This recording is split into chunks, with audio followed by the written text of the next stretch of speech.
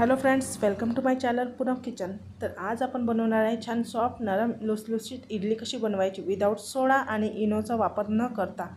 चला तर छान अशी नरम इडली झालेली आहे। मी पूर्ण तुम्हाला दाखवत आहे किती स्पॉन्जी आहे, तुम्ही पण बघू शकता। बघा तर त्या स्टेजवरती परत येत आहे प्रेस केल्यानंतर। चला तर व्हिडिओला सुरुवात करून घेऊया। इथं छान पॅन वॉश करून घेतलेला आहे आणि बॅटर असं फर्मेंटेशन करून घेतलेलं आहे।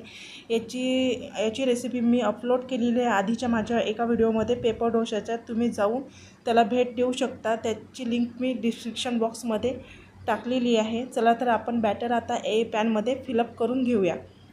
आणि प्री हिटिंगसाठी मी तिकडं इडली पात्र ठेवलेलं आहे। छान त्यामध्ये पाणी टाकलेलं आहे, आधीच 10 मिनिट झालेलं आहे। आणि एक पॅन आपण आता त्यामध्ये ठेवून घेऊया आणि त्याला छान 20 मिनिटसाठी कव्हर करून घ्यायचं आहे। चला तर इथं चटणीची रेसिपी करूया। इथं मी शेंगदाणे घेतलेले आहे, सुकलेलं खोबरं, लसूण पाकळ्या, कोथिंबीर आणि 5-6 हिरव्या मिरच्या। छान याला सर्वांना आपण रोस्टेड करूया, भाजून घेऊया। सर्वांना एक करून भाजून घेऊया। चला तर मी इथं आधी छान शेंगदाणे घेतलेले आहे, छान त्याला खरपूस असे भाजून घेऊया। बघा आपले शेंगदाणे या स्टेजवरती भाजून घ्यायचे। नंतर मी इथं सुकलेलं खोबरं टाकलेलं आहे, तुम्ही ओलं नारळ पण घेऊ शकता। आता मी इथं 5-6 लसूण पाकळ्या आणि छान हिरवी मिरची, त्याच्यातच मी जिरं पण टाकलेलं आहे। छान सर्वांना एकत्र करून ग्राइंड करून घेतलेलं आहे। ग्राइंड करून घेतल्यानंतर त्याच्यात थोडंसं पाणी फिलअप केलं आणि छान त्याला आणखीन ग्राइंड करून घेतलेला।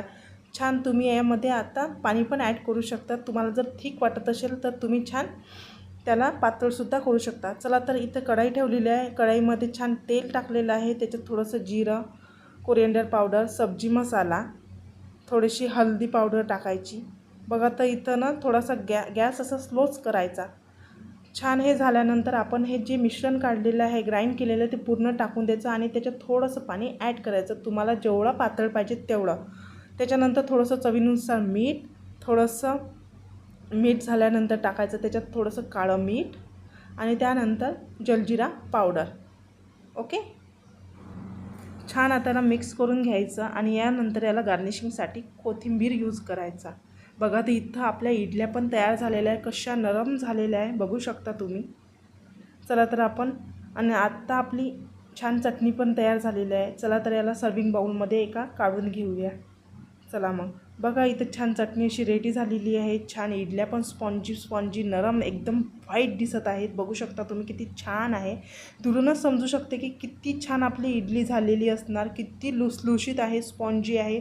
तुम्हाला या ठिकाणी मी दाखवत आहे। चला मी एक प्रेस पण करून दाखवते। बघा त्या स्टेजला ती परत येत आहे। बघा पुन्हा बघू शकता त्या स्टेजला ती परत येऊ राहिली, एकदम लुसलुशीत आहे। चला मी एक तोडून दाखवते। बघा याचं टेक्स्चर किती छान आलेलं आहे आतून, खूपच छान। नक्की एकदा तुम्ही ट्राय करा। अशा छान रेसिपी बघण्यासाठी माझ्या चॅनलला लाईक, कमेंट्स आणि सबस्क्राईब करायला विसरू नका। तोपर्यंत बाय।